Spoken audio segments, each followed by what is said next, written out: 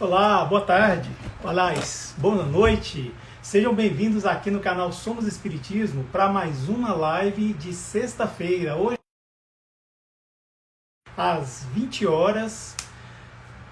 Mas assim, vamos fazer com a mesma qualidade, da mesma forma que a gente sempre vem fazendo, trazendo esclarecimentos sobre um assunto doutrinário e assim enriquecer mais os nossos conhecimentos. Eu já quero dar boa noite aqui para Simone Edmiranda, muito obrigado pela presença, viu? Seja bem-vinda.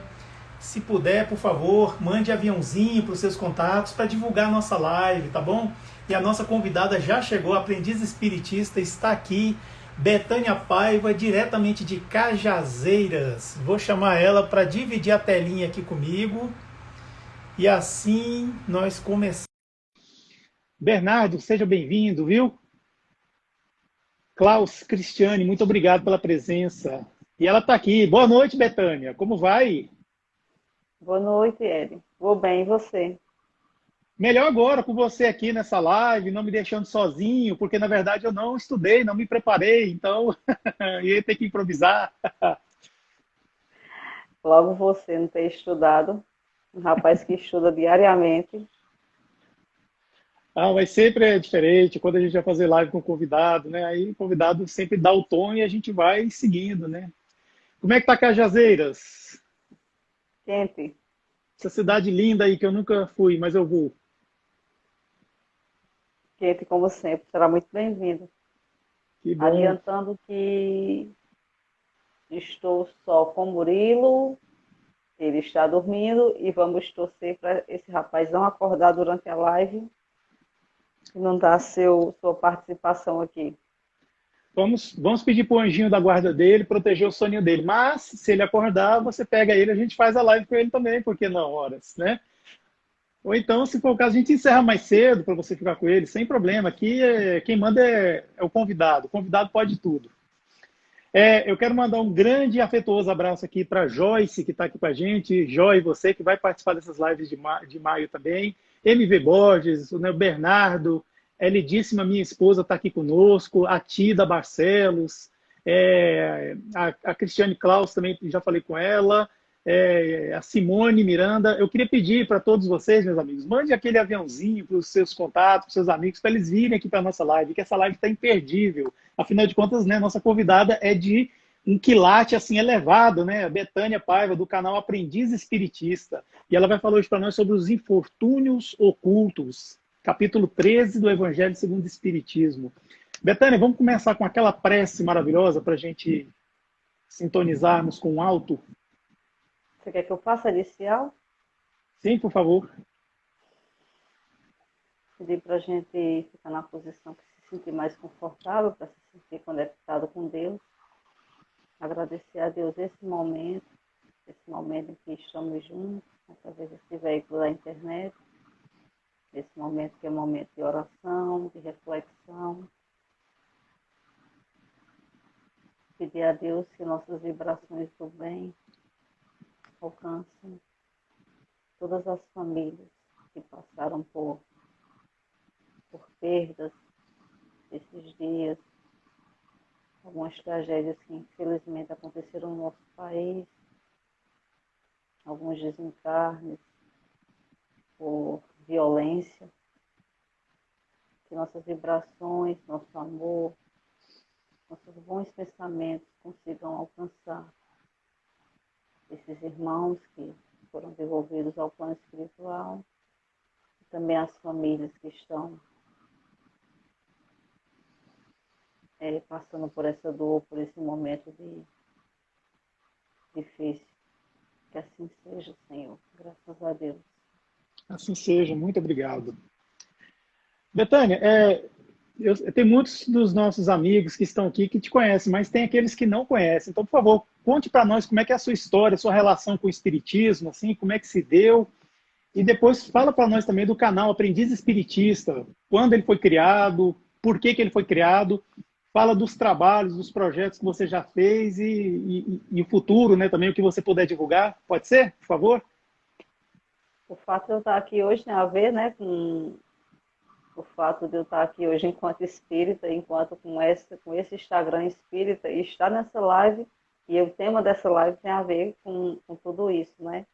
Eu fui católica a vida toda e tinha uma relação de simpatia com o espiritismo, mas nenhum estudo aprofundado, e passei a me interessar mais após a experiência da maternidade, após como parece uma coisa muito repetitiva, mas após essa experiência desse amor incondicional, a experiência da maternidade me fez questionar algumas coisas, questionar a própria maternidade, a própria explicação desse amor, além do que eu conhecia até então, né? Que a gente sabe que somos espíritos, que estamos em constante evolução e que o caminho é chegar a esse amor incondicional. Porém, até pelo fato de ainda estarmos imperfeitos e nesse mundo de provas e expiações, a gente não tem muita a ideia desse amor incondicional. A gente tenta se melhorar, tenta fazer o bem,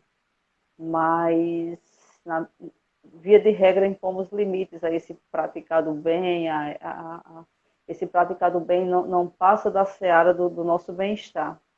E a experiência da maternidade, para quem está aqui, quem é mãe, sabe que é exatamente o oposto. O exercício da maternidade, a experiência da maternidade, com algumas exceções, infelizmente, mas via de regra esse amor perpassa o nosso bem-estar, né? A gente sacrifica todo o nosso bem-estar, se necessário, para ver os nossos filhos bem, felizes, bem alimentados. E essa experiência da maternidade é que me trouxe muito forte essa ideia de saber um pouco mais sobre a maternidade, saber um pouco mais o porquê desse amor incondicional, e eu não consegui encontrar nas minhas crenças atuais, naquele momento, em tudo que eu conhecia a respeito de religião, de religiosidade de Deus, eu não conseguia encontrar uma explicação plausível para explicar aquela experiência da maternidade. Então, assim, foi no Espiritismo que eu consegui começar a entender o porquê desse amor incondicional, e eu passei a buscar mais. Porém, com a questão da pandemia, quer dizer, epidemia, da pandemia, as casas espíritas fechadas, então eu busquei nas redes sociais, no Instagram, canais sérios, para poder continuar a estudar. E nessa minha busca, eu comecei a seguir um monte de páginas, só que aí, aos poucos, eu fui selecionando, garimpando, conversando com os administradores das páginas, perguntando alguma coisa sobre orientações de livros, de leituras e estudos, e eu fui entendendo que essas minhas dúvidas de como começar, por onde começar, seria também a dúvida de muita gente. Então, eu tive a ideia de criar o Instagram para tudo que eu fosse aprendendo, eu também ir colocando no Instagram para ajudar outras pessoas que, assim como eu, estavam começando. Aí, devido a um convite de Davi, do Instagram Palestras Davi, para fazer uma live, eu comecei a receber outros convites e pensei, por que não começar também alguns estudos pela página. E dessa ideia eu comecei uma parceria com Carla Machado, que é de Ribeirão Preto, do perfil Machado _ Carlinha. Uhum. E comecei a fazer semanalmente o estudo do livro Estude Viva, de André Luiz e Emmanuel.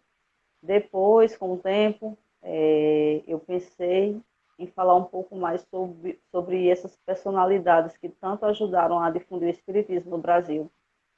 E eu pensei numa série em que mensalmente a gente falar sobre um vulto aqui do Brasil que muito contribuiu para a disseminação do espiritismo. E essa série já teve 2 lives, uma sobre Chico Xavier, com Geraldo Lemos Neto, e uma sobre Eurípides Bassanufo com Davi, do Palestras Davi. E esse mês vamos ter com Edu, do Estudo Espírita, sobre Dona Ivone do Amaral. E agora em junho, se Deus quiser, eu vou começar um estudo do livro Boa Nova, com Davi, pelo Instagram dele, pelo Palestras Davi. Isso aí, muito bem. Olha só, tá só crescendo aí, né? Quem procura trabalho acha, né? Quando o André Luiz fala, né? Quando o trabalhador está pronto, o trabalho aparece sempre. Betânia, a gente está fazendo aqui lives especiais do mês da mãe, mês de maio, né?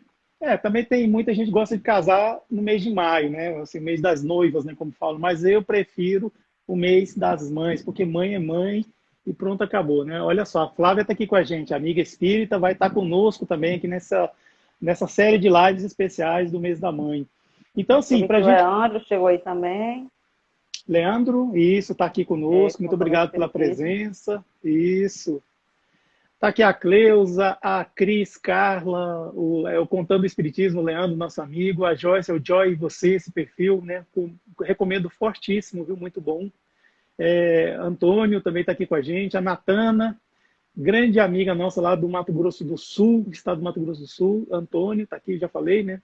Pedir para esses amigos nossos, manda um aviãozinho, né, para seus contatos, para vir mais gente para cá para nossa live, porque hoje vai ser especial demais. Afinal de contas, né, Betânia Paiva está aqui conosco. Olha, é Meu Deus, imperdível e é bom ver ao vivo. Quem tiver dúvida, pode mandar aí, gente, que a Betânia tem toda a boa vontade, toda a benevolência para responder. E antes da gente eu entrar no tema, eu soube. queria. Claro, a gente. Eu quero falar uma poesia que é do grupo Arte Nascente, que eu amo, GAN. É uma banda lá de Goiânia. Na verdade, assim, é um grupo de Goiânia que envolve música, teatro e artes plásticas. Eles têm uma música chamada Dê uma Chance à Vida. É uma poesia linda mesmo. Diz o seguinte: um peito tenta mudo, um querer respirar. Lá no seu quentinho, a luz também enxergar. Um coração que quer crescer e sentimento por expandir. De quem vem nascer para a mamãe chorar e sorrir. E sorrir, e sorrir, e sorrir.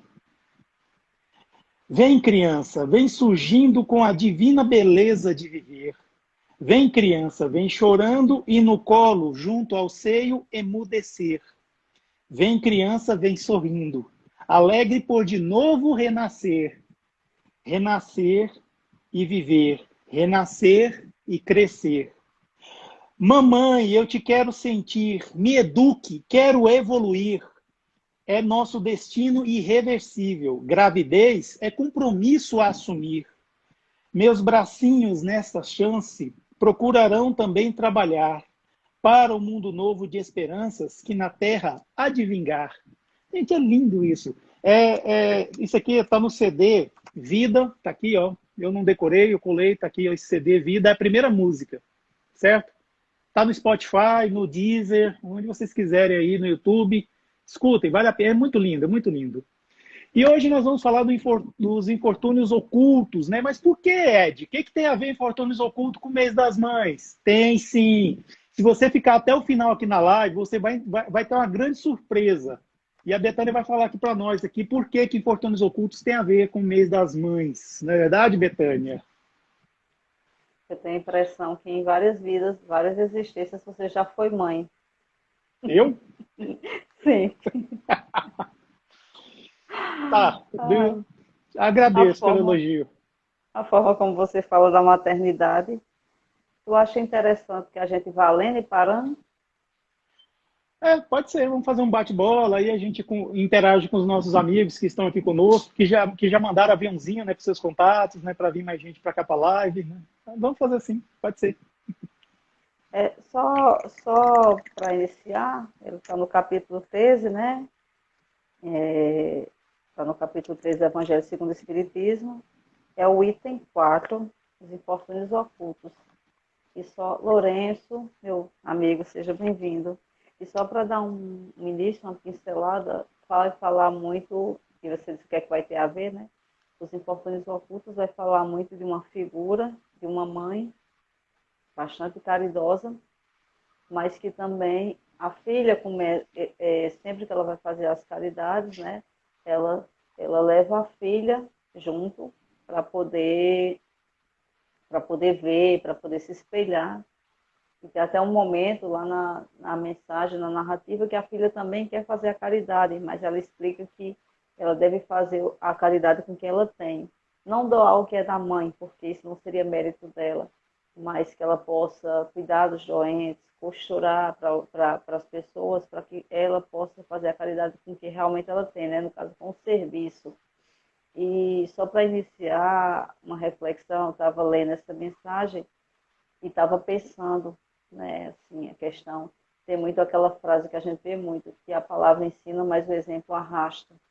E a gente, enquanto mãe, enquanto pai, né, enquanto, não só mães e pais, porque a gente sabe que é até uma fala muito preconceituosa quando a gente tenta formar a ideia de família, uma mãe, um pai e crianças, ou uma criança, porque a gente sabe que a família é muito diversificada. Algumas famílias não têm o componente da mãe, algumas porque já desencarnaram, outras porque infelizmente não decidiram não se manter naquela família, decidiram não permanecer junto àquele filho, mas a gente sabe que as famílias são muito diversificadas, algumas famílias são formadas por avós, algumas famílias são formadas por tias, algumas famílias são formadas por pessoas do mesmo sexo, então que a gente tem uma visão muito normal diante disso, para entender que é algo normal e para que a gente se dispa de preconceitos. Luciana fala falando disso, né, que fique bem claro. E a questão do exemplo, eu acho que é uma coisa muito forte. Uma vez eu li que a gente fala muito, tem muito aquela fala de quero deixar um mundo melhor para os meus filhos. Mas o ideal, o mundo não é uma pessoa, não é deixar um mundo melhor para os meus filhos, mas que eu deixe filhos melhores para o mundo, para que essa herança do bem se perpetue. E eu começo dizendo que, assim, é muito forte a questão do exemplo, porque a gente tem um discurso muito, meu filho vai ser melhor que eu, meu filho vai ser assim, meu filho... Eu acho que é muito importante o exemplo e o quebrar ciclos negativos. Eu vou começar contando uma historinha antes de entrar na leitura, que eu já falei em uma outra live. Outro dia eu estava conversando com uma amiga muito querida, e a gente falando sobre a questão do abraçar, dos rituais de afeto, de cumprimento, e ela me falou o seguinte, que ela tinha uma resistência muito grande em abraçar. E ela ficava se perguntando por quê. Ela disse que muitas vezes recebia um abraço e não conseguia corresponder, ficava parada. Ela disse que se questionou uma vez por que ela tinha tanta resistência naquele abraço. E ela se lembrou que, voltando à infância, à adolescência dela, ela jamais lembrava de um momento em que a mãe dela tivesse dispensado a ela um abraço, a tivesse abraçado, a tivesse beijado. E ela disse, devido eu nunca ter recebido da minha mãe, eu tinha muita resistência. Hoje ela tem um filho lindo, muito inteligente, e ela disse, hoje, quando chego em casa, eu beijo meu filho do dedo do pé até a ponta da cabeça. Eu abraço ele todos os dias, a gente tem a brincadeira do ataque de beijos, e isso acontece diariamente. E eu comentei com ela como é bom a gente quebrar ciclos negativos, como é bom a gente saber que aquilo que nos feriu, que nos adoeceu, que nos fez mal, deve ser quebrado. E a questão também do exemplo, a gente, por exemplo, eu falei no início que foi a maternidade que me chamou a procurar mais, mas também é a maternidade que me faz tentar melhorar. Teve um período que, desde o início, que eu me preocupo muito com a alimentação do meu filho, e então, assim, eu me preocupo muito com ele ainda praticamente ingeriu pouquíssimo açúcar, até fazer 2 anos, ingeriu pouquíssimo açúcar. Eu pauto muito para que ele coma muita fruta, mas eu percebi que eu não tinha esses hábitos. Então, que exemplo eu posso dar a ele se ele come fruta e eu como outra coisa que não é tão saudável escondida? Então, eu começo a mudar também esses hábitos. Então, eu acho que começa desses pequenos hábitos e parte para coisas maiores. A gente não pode... Tem até uns videozinhos na internet dos filhos, dos pais tendo comportamentos equivocados e os filhos repetindo. E às vezes os pais se questionam onde erraram. Então, assim, que a gente tenha essa vigilância da conduta para que sejamos espelhos dos nossos filhos, né? Nossos filhos é o nosso espelho. E eu encerro essa primeira reflexão falando o seguinte. Eu lembro que quando o Murilo estava com 5 meses, Divaldo Franco veio aqui fazer uma palestra aqui em Cajazeiras. E ele falou, ele fazendo a sua palestra, e a certa altura ele foi citar a mãe dele. E ele citou, né? Em tal ano desencarnou minha mãe, a pessoa que eu mais amei nessa vida. Aí eu comecei a chorar e até falei para uma amiga minha, se um dia, quando eu não estiver mais aqui, Murilo se referir a mim dessa forma, eu vou ter cumprido a missão da minha vida. Então, a maternidade, e você sabe disso, e por isso que você me chamou, a maternidade é uma coisa que mexe muito comigo e que me incentiva a ser melhor. E abrindo um parêntese, porque também eu queria abrir um parêntese para falar o seguinte, a gente, quando fala em maternidade, a gente às vezes tenta passar uma ideia muito romanceada da maternidade. E essa ideia de aqueles comerciais, né, de Dia das Mães, de perfume, me domina acordar, aqueles comerciais de Dia das Mães, de perfume, de margarina, nos dá a ideia que a maternidade é uma coisa leve, é uma coisa fácil, é uma coisa perfeita. E essa ideia de perfeição, essa ideia de maternidade perfeita é um peso muito opressivo para nós mulheres. Então, desmistificando também que a maternidade é maravilhosa, é linda, mas não é fácil. É um desafio diário. E também desmistificando que nem toda mulher quer ser mãe e precisa ser mãe. Você deve ser mãe, deve abraçar a maternidade quando isso for sua vontade, isso lhe fizer bem, não para agradar o seu companheiro, não para agradar a sociedade, não para que você seja bem vista de alguma forma. Então, seja mãe quando você realmente saiba que isso vai lhe completar, que isso vai lhe fazer bem, que é isso que você quer. Então, assim, tirando a ideia romanceada da maternidade, porque é uma missão muito difícil, o próprio Livro dos Espíritos vai nos dizer isso, e que nem todo mundo tem essa missão e nem precisa abraçar algo que não lhe faça bem. Eu falei demais. Não, pode continuar, estou adorando, é ótimo ouvir você falar, ainda mais você que é mãe. Porque assim, a gente está fazendo lives especiais no meio das mães, então esse aqui é o lugar de fala das mamães, né? Então, assim, mas você me falando aí, me lembrou de um conterrâneo teu, que é daí de perto, assim, mais ou menos perto aí, né, de Campina Grande, né? Rossandro Klinge. Pois é, ele é uma das grandes sumidades do espiritismo hoje em dia, né? Podemos dizer assim. Ele não diz isso, eu que estou falando, claro, porque ele tem uma postura mais assim humilde, né, com relação a isso.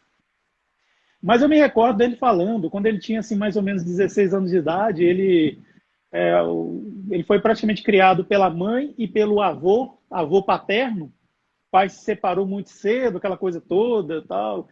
Então, assim, chegou uma hora que ele estava lá na casa dele, ele chegou comemorando, porque ele tinha um abadá de um carnaval fora de época que acontece em Campina Grande, Mica Grande, alguma coisa assim, não sei como é que é o nome. Aí, o que acontece? Micarangue, isso aí. Aí ele chegou lá todo feliz, né, tal, aí mostrou para a mãe dele falou assim, vem cá, mas você acha que você vai? Ele falou assim, ai, mãe, meu avô me deu, isso aqui é caro. Eu falei, não, você não vai. Ele, oxe, por que eu não vou? O vô me deu, a senhora não vai pagar nada. Eu falei, não, porque você, primeiramente, você é menor de idade, tem 16 anos de idade, e você é meu filho, então você não vai. Ele olhou assim, mas... Aí ele falou assim, não tem mais. Eu falei assim, então tá. Eu quero ver, quando eu fizer 18 anos, quero ver quem é que vai falar que eu não vou. Ela falou assim, quando você tiver 18 anos, você estiver morando aqui na minha casa, também não vai também. Aí ele olhou assim, mas não é possível. E depois a senhora ainda quer ser amada, né? Assim, meio que falando assim com aquela, né? Chantageando. Chantageando, né? É que eu esqueci o termo específico que ele usa. Mas era bem isso mesmo. E depois ainda quer ser amada, né? Aí ela olhou e falou assim, mas quem disse para você, meu filho, que eu quero ser amada por você? Ele olhou assim, mãe?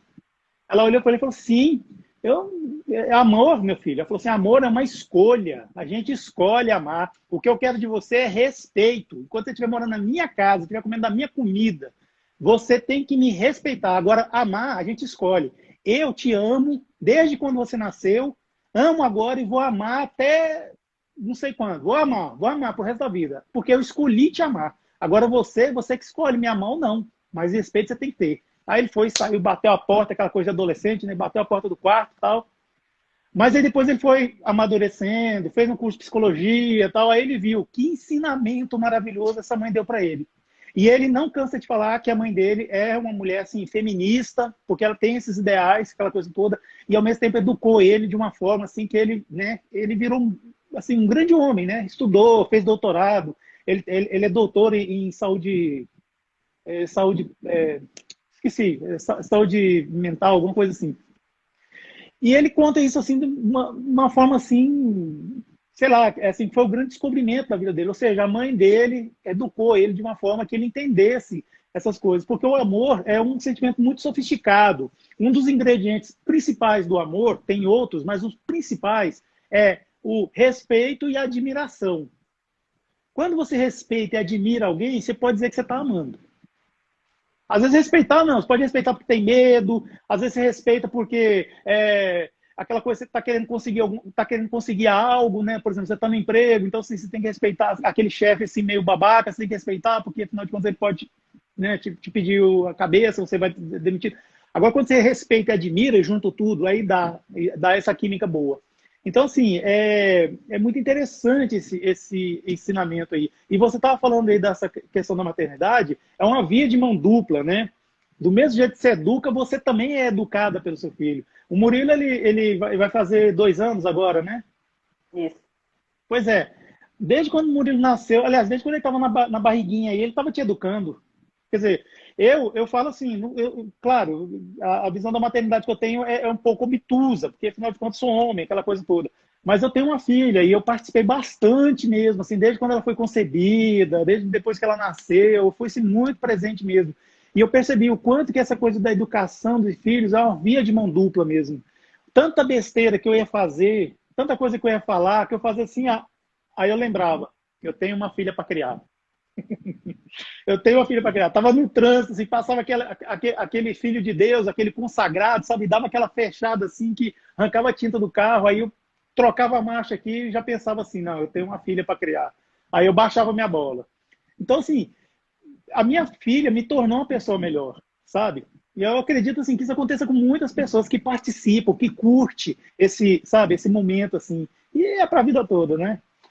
B, eu quero mandar aqui um afetuoso abraço aqui para pro Wesley, que está aqui com a gente, Antônio, a Isa entrou também, o Corrente de Luz, muito obrigado, viu? Cristiane está aqui com a gente também, a Rosa Morena, muito obrigado.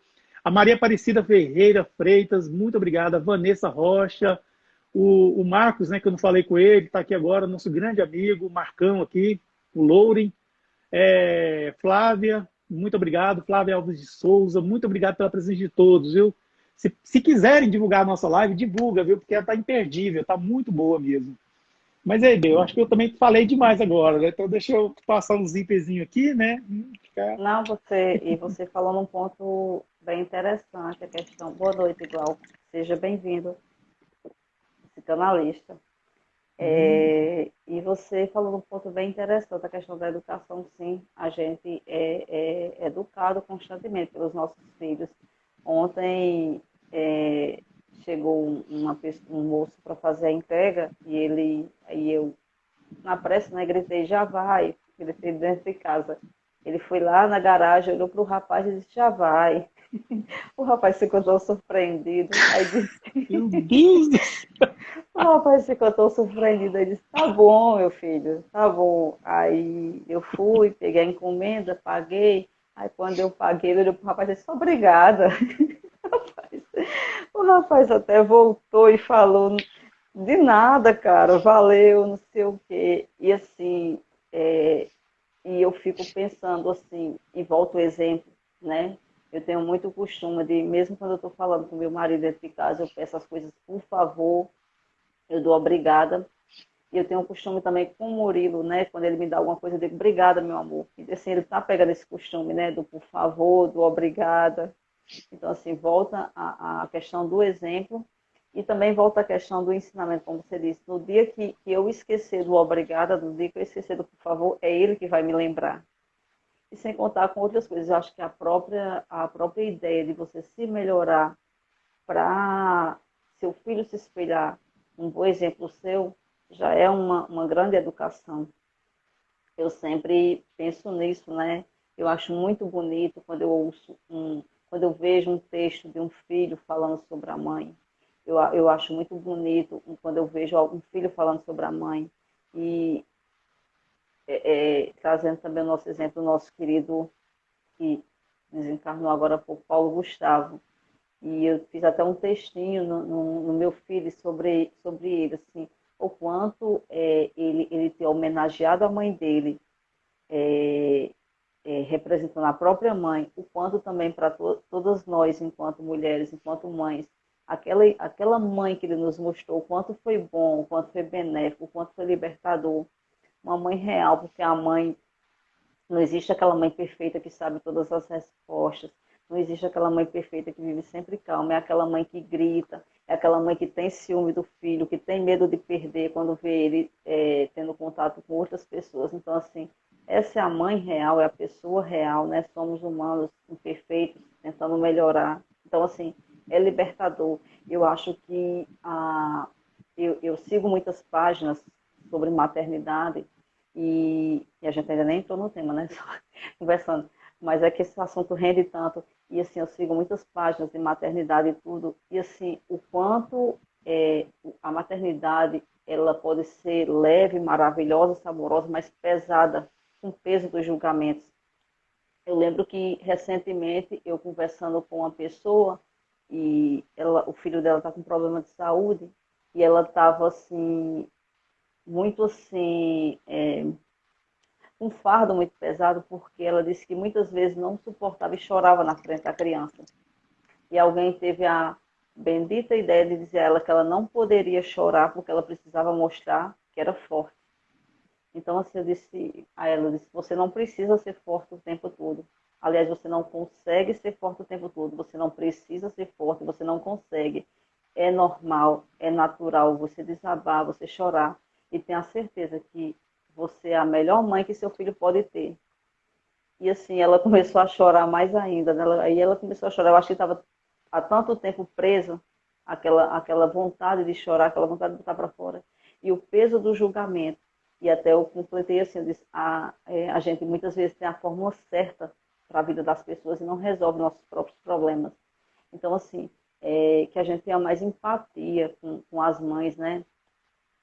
Outro dia, Natália, do Somos Espíritas, estava numa live com o Lourenço, ela falou justamente disso, que o peso que muitas vezes ela encontrava na maternidade era o julgamento de outras mulheres, de outras mães.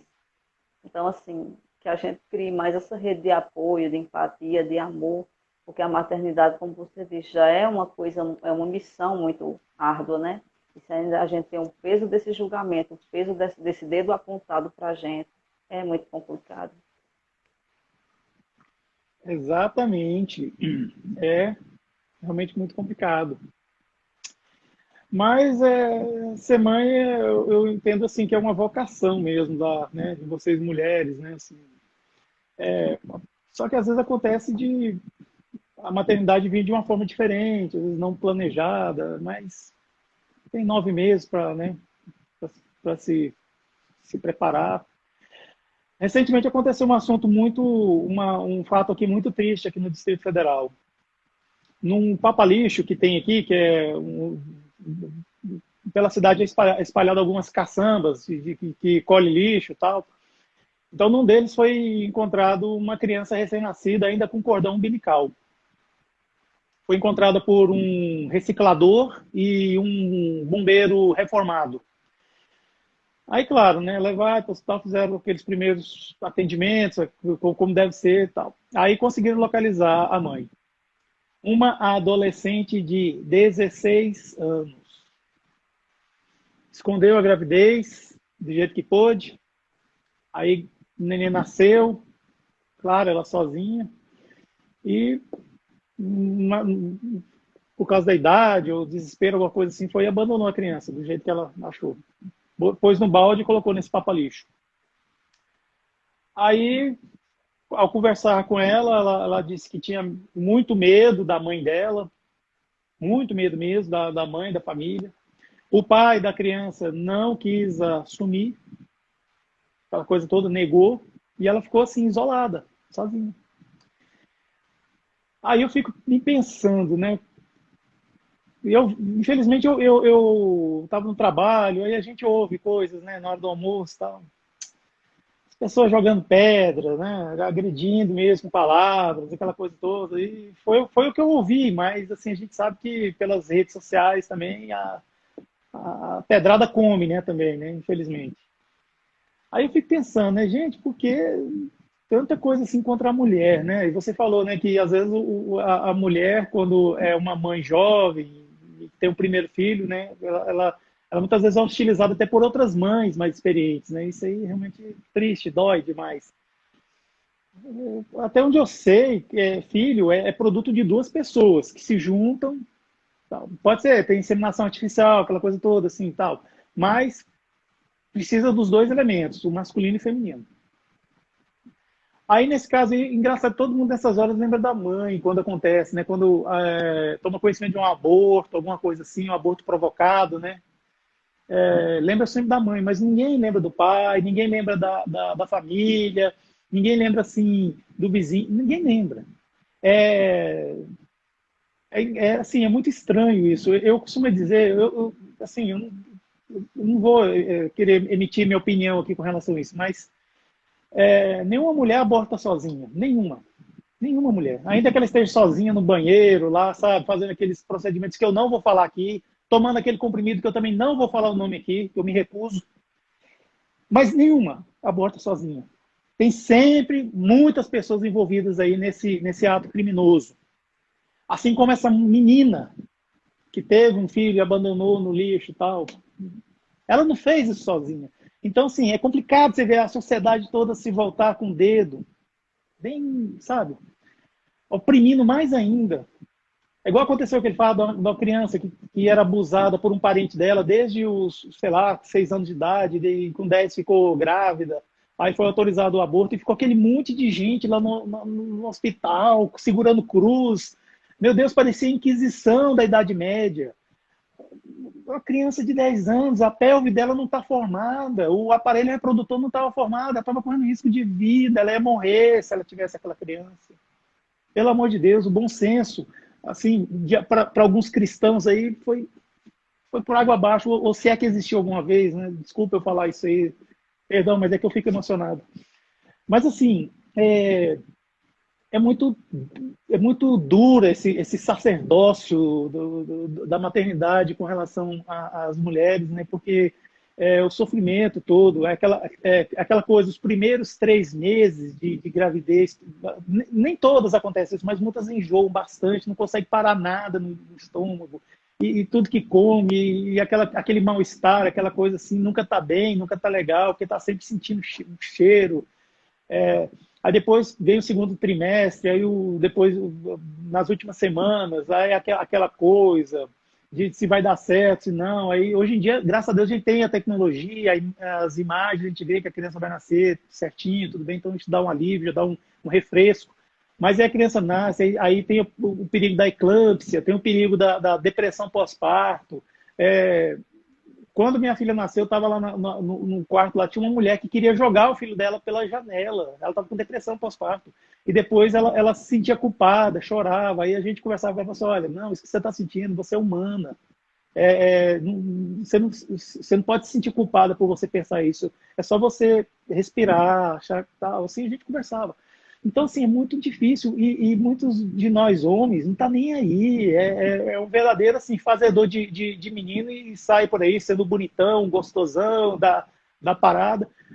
Mas eu quero acreditar que Deus, na sua justiça infinita e na sua bondade, vai colocar esses homens, essas pessoas, para ter a sua experiência, o seu momento culminante na vida, que é realmente valorizar isso. Porque a gravidez é um compromisso dos dois. Quando um casal, a mulher, não é a mulher que engravida, é os dois que engravidam. A gravidez é um estado de espírito, assim, o homem que acompanha a mulher, ele fica diferente. Eu tive um amigo que ele enjoava. A mulher dele, assim, de boa lá, sabe? E ele enjoava. Ele enjoava no banheiro, vomitava, aquela coisa toda, assim. Então, eu penso que a gente não pode jogar pedra, a gente não pode, a gente, sabe, tiver uma mãe inexperiente, em vez de criticar, auxilia, conversa. Não vamos jogar pedra igual queriam apedrejar a mulher adúltera lá na época de Jesus. Aí o Cristo teve que dar aquela lição, né? Graças a Deus essa lição ficou registrada, né? Porque o Jesus não escreveu nada, né? Tal. Então, assim, quem nunca tiver pecado, que atira a primeira pedra. Então, a gente não pode dizer que nós somos em vidas passadas. Então, a gente tem que ficar mais humilde. É isso. Bom, eu senti vontade de falar isso aí. Eu falei, porque eu ia falar sobre o Evangelho. Aí eu acabei me burlando aqui e falei esse tema aí. Você quer entrar no tema? Como é que é? Quero. Não, foi ótimo o que você falou. E só para complementar, esse preconceito é tão intrínseco da questão de achar que a mulher quem é a responsável pela criança, e tem uma fala muito preconceituosa que eu sempre gosto de cortar, quando alguém me pergunta, mas e teu marido ajuda com a criança? Né? E sempre que Não, não é alguém me ajudar. pergunta, Não é ajudar, não é ajudar. sempre que alguém pergunta, eu digo, não, ele não ajuda não, ele costuma fazer a obrigação dele, porque o menino não é só meu. Assim, é uma grosseria, entre aspas, de minha parte, mas, assim, é uma fala que a gente precisa combater. Eu acho que, e só abrindo um espaço que você falou, que foi muito bom, acho que, assim, tem uma frase acho que não sei se é de Luther King, que fala, assim, que o que assusta não é o grito dos maus, mas o silêncio dos bons. Então, acho que, Martin assim, Luther King. né? Eu acho que, assim, toda fala preconceituosa, seja ela em direção à mulher, ao homoafetivo, ao negro, ao que seja, tem que ser combatida. Porque, assim, quando você escuta uma coisa ruim e fica calado, você está compactuando. Então, assim, a maternidade também me ensinou isso. Porque eu tinha muito aquela questão de ficar muito comedida, de não me meter, de não dar uma resposta grosseira. Mas não se trata de resposta grosseira. Se você for lá para o Evangelho, Jesus falou a verdade sempre, né? E na parte que ele está preso, ele fala alguma coisa e ele leva uma bofetada e ele diz: se eu falei errado, me diga onde é que está o erro. Mas se eu falei a verdade, por que você me bate? Então, assim, a verdade tem que ser dita. Eu acho que, assim, essas falas preconceituosas, a desconstrução desse preconceito é algo que precisa ser constantemente combatido. Maravilha. Vamos para o Evangelho, senão a gente não inicia. Eu vou começar a leitura, porque eu acho que se a gente não fazer a leitura, fica muito meio perdido. Eu vou fazendo a leitura e a gente vai parando. Você não quer, Pode assim, ser? ressaltar uma coisa importante que você acha aí nessa passagem dos Infortúnios Ocultos? Que eu sou fã dela, né? Se deixar, eu... Eu acho que o ponto-chave é a caridade, e aquela caridade que não se alardeia, né? Aquela caridade que é como Jesus realmente disse. Eu acho que é o exemplo que Jesus disse: dá com a mão direita sem que a esquerda saiba, né? É um exercício muito difícil porque a gente tem uma necessidade de um agradecimento, a gente tem uma necessidade de um aplauso, né? E a verdadeira caridade, e já que você me perguntou, trazendo uma fala de alguém que estava dirigindo um estudo ontem, que eu estava participando, no Google Meet, ele falava justamente sobre isso, que se você pratica uma caridade, pratica um gesto que você acredita ser uma caridade, e o não agradecimento ou a ingratidão daquele gesto ainda lhe causa alguma dor, algum incômodo, então você ainda não aprendeu o que é caridade. E eu achei essa fala fantástica, porque a gente tem muita necessidade do agradecimento, das palmas, né, dos holofotes, e essa passagem ela mostra bem o que Jesus nos disse, né, que a caridade é silenciosa, né, e também me traz à mente aquela passagem de Paulo em Coríntios, né? O amor é benéfico, não se irrita, não guarda rancor. Então, assim, caridade e amor, eu acredito que andam muito juntos. E essa passagem fala muito sobre, além de fazer o bem sem se mostrar, e tem uma passagem que eu acho fantástica, que é na parte que a mulher ela é uma pessoa de posse, mas ela se veste muito simplesmente para não humilhar aquelas pessoas, para não afrontar aquelas pessoas, né? Para não não tirar a dignidade daquelas pessoas. E também a parte do exemplo para a filha. Mas, assim, eu vou ler. Eu acho que se não ler, a gente perde muito. E tem uma coisa bem interessante aqui que eu li e que me trouxe uma recordação da infância, assim, fantástica, né? De um momento da infância. Eu vou ler rapidinho. Vou ler e a gente vai parando. Os infortúnios ocultos. Nas grandes calamidades, a caridade se manifesta e se vêem generosos impulsos para reparar os desastres. Mas ao lado desses desastres gerais, há milhares de desastres particulares que passam despercebidos de pessoas que jazem sobre um catre sem se lamentarem. São a esses infortúnios discretos e ocultos que a verdadeira generosidade cabe descobrir, sem esperar que eles venham pedir assistência. Quem é essa mulher de ar distinto, vestida de maneira simples, mas cuidada, seguida de uma jovem, vestida também modestamente, desculpa, é uma pergunta. Entra numa casa de sórdida aparência, onde é conhecida, sem dúvida, porque à porta a saúdam com respeito. Onde vai ela? Sobe até a mansarda. Lá fora, uma mãe de família, cercada de filhos pequenos à sua chegada, desculpa, estou lendo meio ruim hoje. À sua chegada, a alegria brilha nesses semblantes emagrecidos. É que ela vem acalmar todas essas dores. Traz o necessário, temperado com doces e consoladoras palavras que fazem aceitar o benefício sem corar. Porque esses infortunados não são mendigos profissionais. Eu acho essa parte muito, muito bacana e me recordou a infância. Me recordou muito minha infância. Até os 7 anos de idade, meu pai trabalhava num colégio, vendendo algumas coisas, e ele tinha uma banca. Não sei se vocês vão saber o que é isso, no interior o pessoal bota muita banca na feira. Né? Ele tinha uma banca com... Você não vai saber o que é essa expressão, mas eu vou explicar, miudezas. E ele vendia de tudo, era perfume, perfumes populares de mercado, pente, enfim, né, tudo, miudezas. E com 7 anos, na época meu pai tinha 51 anos, eu tinha 7, que eu era mais nova, e ele sofreu um AVC. Ele ficou muito mal, passou 18 dias na UTI, passou 3 meses internado. E quando ele saiu do hospital, ele ficou com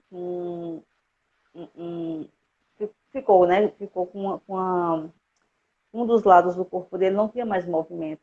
Então, ele não poderia voltar às atividades dele, né? E naquela época, eu com 7, meu irmão com 9 e minha irmã com 14. 3 filhos para criar, o trabalho que ele tinha era esse, e a gente começou a passar muita necessidade.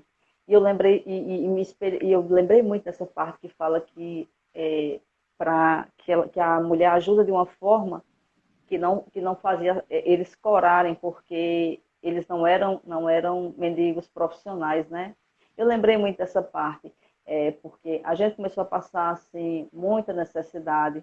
Eu lembro que uma tia minha, que já desencarnou, era como uma mãe para mim, ela ia na feira e pedia quando no final da feira, que fica aquelas frutas mais ruins, mais não tão bonitas, que os feirantes não conseguem vender, ela ia pedir aquelas frutas para a gente, né? Para a gente comer. Eu lembro que tinha também uma freira, ela ainda é viva hoje, ela tem 90 e poucos anos, eu nunca esqueço, eu sempre lembro dela. Porque vez ou ela, lá no convento onde essa freira morava, tem muitos pés de fruta, essas coisas, e ela sempre chamava a gente para ir lá e dava muitas frutas a gente, né? Enchia os baldes com frutas, e às vezes, quando ela podia, conseguia com alguém com mantimentos para doar para a família da gente. E veio muito essa memória para mim, porque assim, essa questão de não são mendigos profissionais, né? Porque a pessoa que é acostumada a trabalhar, e meu pai trabalhava desde os 8 anos de idade, porque ele ficou órfão de mãe, e trabalhava na roça, inclusive, para criar os irmãos menores. Então, meu pai trabalhou a vida toda, e aos 51 anos ele começou a ficar... Ele teve esse problema de saúde, não podia, né, trabalhar, como ele trabalhava para manter a família, né? E esses auxílios, essas ajudas que a gente recebia, né, as pessoas davam de muito bom coração, e assim, doavam de uma forma Deixa eu abrir a porta, que esse rapaz chegou. Para quem não sabe, Cleison é meu marido e ele chegou e graças a Deus, se o menino acordar, ele vai cuidar. E só finalizando, essa parte, assim, as pessoas doavam de muito bom coração, mas de uma forma, e eu lembrei dessa parte, assim, que não ofendia, que não ultrajava, porque, né? Tipo, meu pai trabalhou a vida toda e estava precisando da caridade das pessoas. Então, uma outra tia minha, que tinha mais condições, dava um dinheiro mensal para ele comprar os remédios. Então, eu fiquei pensando assim, o quanto o exercício da caridade é amplo. Eu li essa parte, lembrei dessa parte da infância e lembrei assim, o quanto a gente tem que fazer essa caridade de forma que não diminua o outro, que não afronte o outro, né? Que não tire sua dignidade. Eu vou abrir a porta, eu venho já.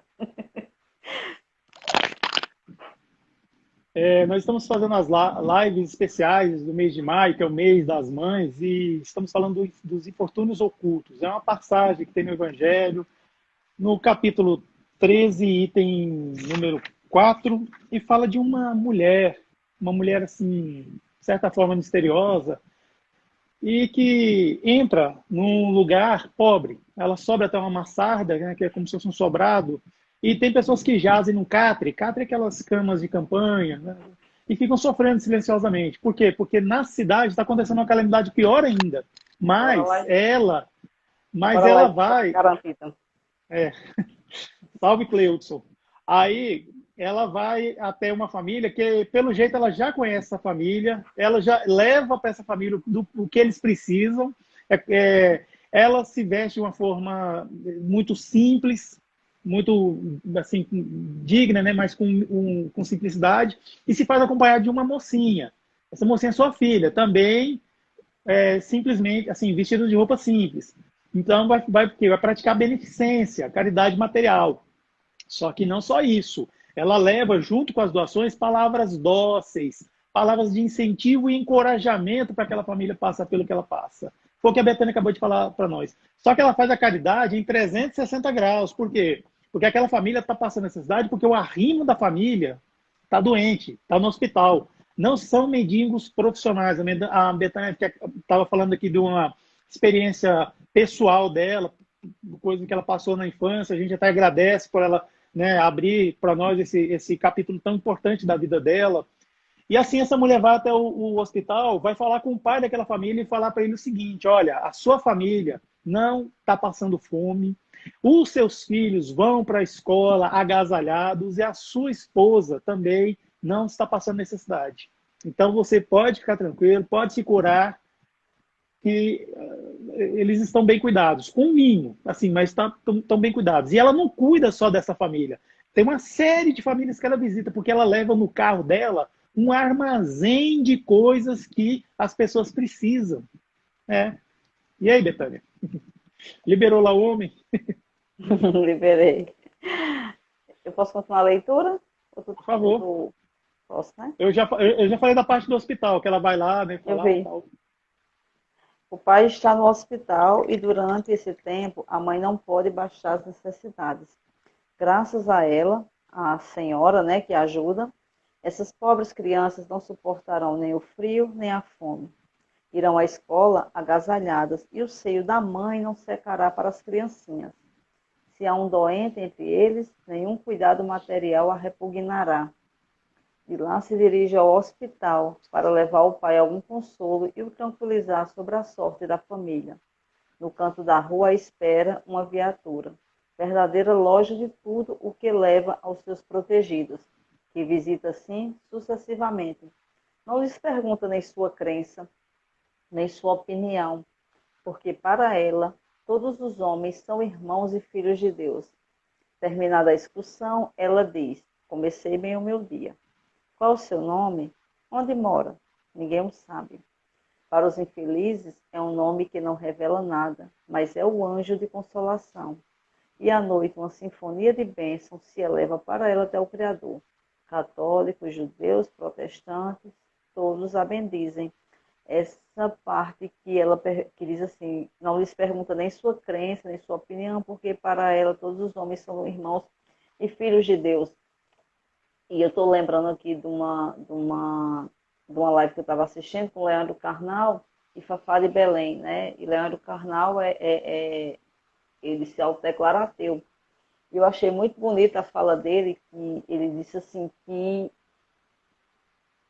ele estava até se referindo a uma festa que tem, acho que é em Belém do Pará, uma festa muito grande e tal, e ele dizendo que achava muito bonita aquela festa, porque ele via pessoas de todas, é uma festa católica, mas que ele via pessoas de todas as crenças empenhadas naquele momento da festa, é, é, é, oferecer água, oferecer coisas às pessoas que estão envolvidas naquela festa. E ele dizendo justamente sobre isso, ele disse que o importante é que você chegue a esse patamar. Não importa a sua religião, não importa o que fé você professe, mas se você é meu irmão, se você tem fome e tem sede, então eu estou aqui para ajudar. Então, essa passagem mostra muito isso, né? Que ela não pergunta a crença, não se diz qual a crença dela, ela não professa qual é a crença dela, e ela também não pergunta qual é a crença do outro. A gente tem que também ter esse exercício de se despir desses rótulos, né? A gente vive muito de rótulos, a gente acha que fulano tem que ser de tal religião, votar em tal político, ter tal opção sexual para que seja digno de ser nosso amigo, de ter nosso apoio, de ter nossa ajuda. Quem somos nós para julgar, pelo amor de Deus? Se a pessoa mais pura, mais evoluída, o espírito mais puro que pisou na Terra, não julgou ninguém, não discriminou ninguém, abraçou literalmente a todos, em que patamar a gente acha que está para julgar alguém, né? Então, assim, eu acho que essa lição vem ensinar muito isso. A gente não deve pensar em ajudar o outro porque o outro professa a nossa fé, porque o outro tem um pensamento igual com a gente. Se o outro está sofrendo, se o outro está com fome, se o outro está com sede, se o outro precisa de uma palavra de conforto, a gente tem que estar ali para servir, porque a gente está aqui nessa experiência para servir. E eu estou lembrando agora daquela nossa daquela live que a gente fez com o Leandro sobre o Evangelho, e a gente falava também sobre a questão que nossa fé não sirva para ofender o outro, para violentar o outro. E a gente falou um pouco sobre até o período de luto que muita gente está vivendo e que a gente, às vezes, tem aquela necessidade de nós, enquanto cristãos, enquanto espíritas que acreditamos na continuidade da vida, a gente tem muito ainda aquela necessidade de quando vai falar com o outro que está vivenciando um luto, a gente empurrar nossa fé goela abaixo do outro, mas não é assim, né? Se o outro não tem essa crença, ou se o outro está com a crença abalada, porque a gente sabe que a gente vive situações na vida que a gente chega a questionar muitas coisas na vida. E grandes sofrimentos às vezes faz que o outro questione a fé. Então, assim, não cabe a gente estar no patamar de julgador, de inquisidor, de apontar o dedo, de tentar fazer com que o outro acredite no que a gente creia, porque não é assim. E se a gente for pensar na experiência de Jesus, Jesus não obrigou ninguém a nada, né? Jesus mostrou a verdade, mas não obrigou ninguém a nada. E se a gente traz para a nossa experiência enquanto espíritas, Kardec não obrigava ninguém a crer em nada, muito pelo contrário. Ele dizia que o espiritismo não precisava disso, não precisava de proselitismo. O espiritismo, ele trazia a verdade e as pessoas iam se convencer aos poucos por ser a verdade e não que essa verdade fosse imposta às pessoas. Exatamente, é. Muito bem, Betânia, é isso aí. Essa passagem, os infortúnios ocultos, é muito interessante. Tem um momento que fala aqui também, né? Para os infelizes, ataque. Qual o seu nome? Onde mora? Ninguém sabe, né? Para os infelizes é o nome que nada indica, mas é o anjo da consolação. À noite, um concerto de bênçãos se eleva em seu favor ao Criador. Católicos, judeus, protestantes, todos a bendizem. Eu fico me poupando com essa passagem aqui, porque eu sempre choro quando leio. Se eu for ler tudo assim de uma vez, sabe? Porque eu adoro. E tem um determinamento que fala assim, ó, quando visitamos os doentes, quando ela fala com a filha dela, né? Que podes dar, minha filha, quando nada tens de teu? Se eu te passar alguma coisa às mãos, é para que dês a outrem. Qual será teu mérito? Em realidade, serei eu que estou fazendo a caridade. Que merecimento terias nisto? Não é justo. Ó, quando visitamos os doentes, tu me ajudas a tratá-los. Olha só, além de fazer isso, ainda visitava os doentes. Quando ela fala com o pai daquela família, ela aproveitava e já dava uma ajuda lá para os doentes, né? E também os doentes em casa também, né? Claro. É, tu me ajudas a tratá-los, né? Ora, dispensar cuidados é dar alguma coisa de si, trabalhar com as próprias mãos, né? Claro. Isso não te parece suficiente? Nada mais simples. Aprende a fazer obras úteis e confeccionarás roupas para essas criancinhas. Olha só. Desse modo, darás alguma coisa que vem de ti.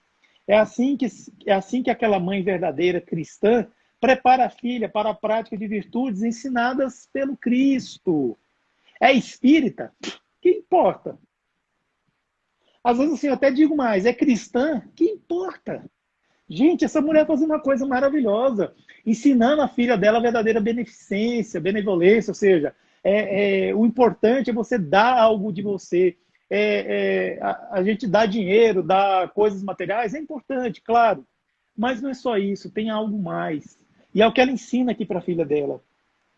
E é interessante que eles falam aqui, que nem aqui em casa ela é a mulher do mundo, ou seja, é uma mulher que está sempre trabalhando com relações sociais, aquela coisa toda. Assim. Então é uma mulher muito importante para aquela época. Tanto é que uma vez ela estava num evento social e tinha lá uma das suas assistidas vendendo coisas. Quando viu, assim, parece que ela ficou querendo falar ou dar reconhecimento em público, né? Aí ela foi lá, chegou lá devagarinho assim, aí falou para ela, né? Silêncio, não fales nada. Assim dizia Jesus, ou seja, ai, desculpa. Vai chorar. Deixa eu esperar aqui. Pronto. Ou seja, eu estou aqui para fazer a caridade, fazer o bem, não estou aqui para me autopromover, não. Não quero que ninguém saiba, não. Para mim, o importante é o que diz a minha consciência em Deus. É o que ela diz aqui. Então, assim, gente, que exemplo é esse que arrasta, que a gente, assim, fica imaginando quando nós vamos fazer, às vezes, algum trabalho assistencial, né? Aí eu fico lembrando, assim, que o Raul Teixeira, um grande palestrante espírita, ele falava, né, que o espírita dá o quê? Ele dá sopa para os pobres. Mas ai do pobre que recusar a minha sopa. Gente, que caridade é essa? Eu lembro lá no posto assistencial que a gente ia no antigo normal e tinha uma senhora lá colocando sopa lá para os meninos lá, mas colocando de uma forma tão agressiva assim. Aí, minha senhora, o que a senhora está fazendo? Você não está vendo, não? Estou fazendo caridade. Eu falei, nossa, desculpa aí. Quer dizer, não é assim, gente. Tem que ter a doçura, a afabilidade, tá lá, né? Tudo escrito. Mas, Betânia, a gente está nos nossos momentos finais. Você Já? poderia, já, você poderia tecer as suas considerações finais para a gente, por favor? Falar A alguma questão, coisa aí, fica à vontade. só um complemento que tu falou da questão da caridade, que assim, essa questão que tu disse assim, né, do exemplo que Raul Teixeira fala que todo espírito tem a prática de entregar sopa e aí do pobre que não quiser sopa. E também a questão da caridade moral, às vezes a gente acha que por oferecer ajuda as pessoas têm a obrigação de aceitar nossa ajuda. Tipo, quando alguém está passando por um problema, nem sempre aquela pessoa está conseguindo falar com alguém, né? Às vezes você não consegue nomear nem a própria dor, você não sabe nem o que é que você está sentindo, porque você está passando por um momento tão difícil que você ainda não conseguiu nem se encontrar, você não conseguiu nem dar nome à sua própria dor. E você quer que a pessoa esteja ali aberta para desabafar com você. Você pode oferecer, né, o colo, o ouvido, o ombro, mas necessariamente a pessoa não tem obrigação de se abrir naquele momento. Você tem que estar naquela... eu acho bem interessante, tem uma passagem na Bíblia que eu gosto muito, que diz que Maria conservava essas coisas no coração e as meditava. Então, quer dizer que Maria ouvia mais do que falava, né? Nem sempre a gente pode estar falando, falando, falando. às vezes se trata também de ouvir, de meditar, e eu acho que a questão da caridade moral, o importante é você também, a pessoa saber que você vai poder contar com ela, né? Nem sempre a pessoa vai estar disposta ali a se abrir com você, ou às vezes ela vai se sentir mais à vontade em se abrir com outra pessoa. A gente tem ainda muita vaidade, o egoísmo de ser o centro, então assim, nem tudo se trata da gente, né? Às vezes, porque fulano não quis desabafar comigo, mas não se trata de você, se trata de fulano, então. E para finalizar a questão da mãe, eu queria trazer só um complemento aqui, que eu já falei na outra live, que a gente falou em março, não foi sobre mãe, que assim, eu acho que a mãe, ela perpassa a questão biológica. A mãe, ela perpassa a questão do gerar no corpo, né? Porque há mães incontestáveis que nunca geraram, ou que geraram outras crianças, mas que são mães de outras crianças. Não dá para pensar numa pessoa como Irmã Dulce, como Madre Teresa Calcutá, e não dizer que aquelas pessoas não são mães, porque não geraram, porque todo o amor, todo o acolhimento que elas dispensavam. E tem uma figura, assim, quando se fala do espiritismo, que, assim, acho que o sonho da minha vida é um dia conhecer esse espírito. É a segunda mãe, que ele não chamava de madrasta, a segunda mãe de Chico Xavier. Eu tenho uma admiração, um carinho pela figura de Cidália. Eu fico imaginando aquelas crianças órfãs, após a morte da mãe, o desencarno da mãe, que foram distribuídas em várias casas, e uma jovem, se não me engano, ela tem 19 anos, casar, e a exigência que ela faz ao marido é que casa se ele reunir todos os filhos da mulher dele já falecida, para que ela possa criar como filho. Então, assim, eu acho que esse espírito é de uma grandeza, de uma envergadura moral que eu não consigo nem imaginar. Então, assim, é uma pessoa, um espírito que eu tenho uma admiração imensa pela segunda mãe de Chico Xavier. E eu encerro com isso, assim, para mim, eu acho que mãe vai além do gerar, né? Porque algumas pessoas, infelizmente, geram, mas não se tornam mães. E algumas pessoas nunca geraram e são mães, incontestavelmente falando. E é isso. Que bonito, que bom. Eu quero pedir para todos que estão aqui conosco, nos acompanhando, gente, dá uma chuva de coração para essa moça aí. Vai, aperta no coração aí, sem dó, vai, aperta aí, que ela merece. Ela falou coisas lindas aí, a experiência que ela teve da infância, agora na maternidade. Então, assim, isso é muito bom. Isso aí, quero ver coraçãozinho aí. Vamos dar uma chuva de coração para ela. Betânia, agradeço demais aqui a sua presença Eu aqui no quero nosso agradecer. canal, o canal Somos Espiritismo. Eu gostaria de pedir para as pessoas que ainda não seguem, que não conheçam, vão lá, por favor. Aprendiz Espiritista aqui no Instagram, tá? Conteúdo espírita muito boa, lives excelentes, tem muito conteúdo doutrinário ótimo mesmo, assim. Então, quem puder, siga Aprendiz Espiritista. E também, se você puder, e não for ainda o nosso seguidor, siga a gente, né? Eu nem gosto de falar seguidor, eu gosto de falar de semeador.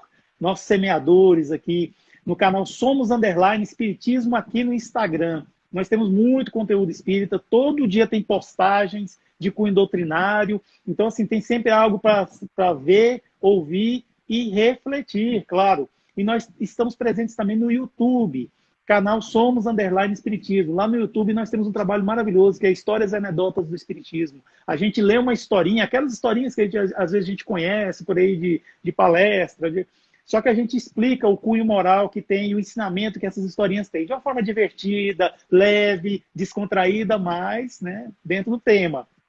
E tem outras postagens lá também. Então conheça o nosso canal lá do YouTube. E quem quiser ser amigo da gente no Facebook, está lá, Somos Espiritismo Ed Moura. E tem uma página, canal Somos Espiritismo.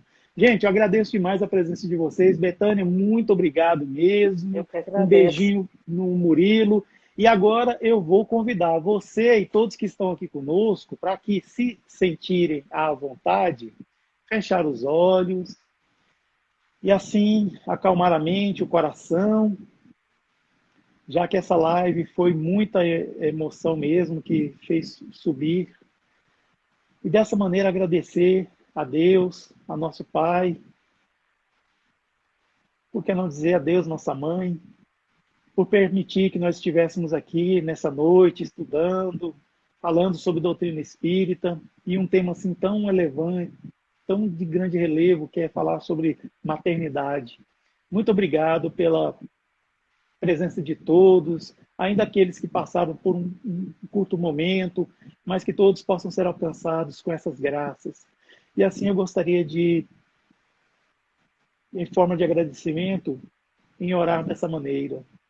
Ave Maria, cheia de graças, o Senhor é convosco. Bendita sois vós entre as mulheres, e bendito é o fruto do vosso ventre, Jesus. Santa Maria, Mãe de Jesus, rogai por nós, os pecadores, agora e na hora do nosso testemunho, agora e na hora do nosso martírio, agora e na hora das nossas provações. Envolva-nos com teu manto, encoraja-nos para que sigamos, ainda que vacilantes, mas que nós sigamos rumo à nossa felicidade. Muito obrigado, graças a Deus que assim seja. Então é isso. Agradeço demais a presença de todos. Quero dizer que essa live vai ficar salva no IGTV aqui do canal Sobre Espiritismo e ela vai ser migrada para o YouTube também, aí para que mais pessoas possam assistir. E quem estiver vendo a gravação, muito obrigado por estar até agora aqui conosco. Muito obrigado mesmo. Betânia, muito Obrigada. obrigado, viu? Eu que agradeço. Tchau. Tchau.